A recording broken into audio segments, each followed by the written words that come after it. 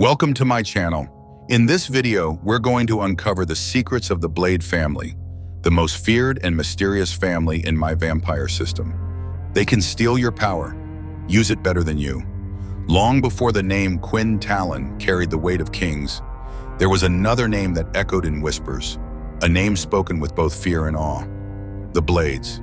To most of the world, they didn't even exist. No records, no public appearances, and yet, their influence stretched like invisible hands over every major power.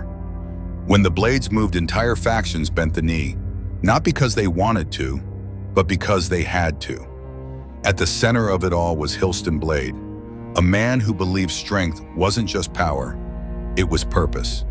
Hilston had the rare ability to copy the powers of others, and not just mimic them. He could stack them, amplifying those abilities far beyond their natural limits.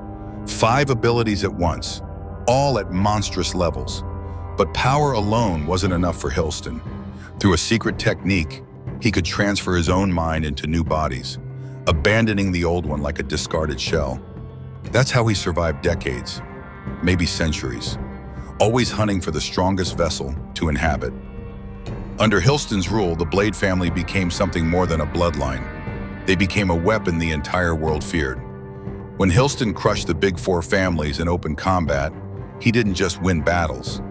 He broke their pride. And then he made them an offer they couldn't refuse. Every 50 years, the strongest member of each great family would be sent to the Blades Island. Not as an ally, not as a guest, but as a prisoner. These prisoners, called the Chained, would be kept alive, restrained, and helpless.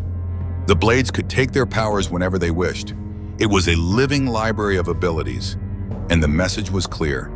Defy us, and we will take everything from you. Inside the Blade Island was a place called the Temple, a brutal training ground where children learned the art of combat and the mastery of copied powers. Here, survival was never guaranteed.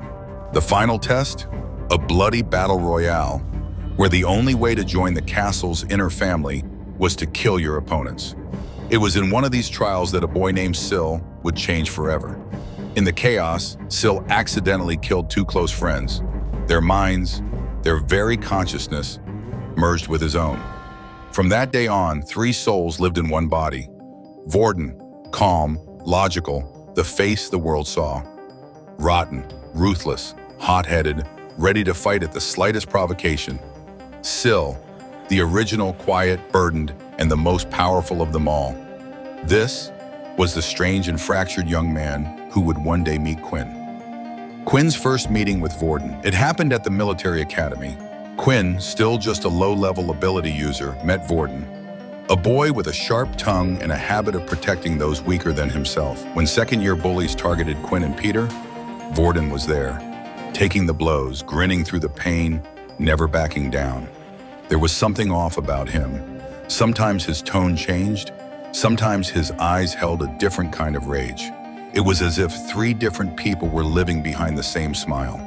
Quinn didn't know the truth yet, but he knew Vorden was different. Over time, Vorden, Quinn, and Peter became inseparable. Vorden's strange behavior only deepened his mystery, but his loyalty was never in question. When Quinn faced public challenges, Vorden whispered a phrase in his ear. Announce that you are under the protection of the Blades. Quinn didn't understand it then, but when he spoke those words, the crowd's tone shifted. Fighters hesitated, leaders went silent. It was the first time Quinn realized that the Blade name carried weight. Later, Vorden would even disguise himself as Borden to join Quinn in dangerous missions. And in a tense moment, when Quinn faced an impossible fight, the boy standing before him changed. Sil emerged, powers flaring, voice trembling with barely contained fury. The mask had slipped. It wasn't just enemies who feared them. Even the leaders of other factions knew better than to provoke a Blade. Because a single Blade wasn't just a fighter. They were every fighter, every ability, every nightmare you'd ever faced, all in one body.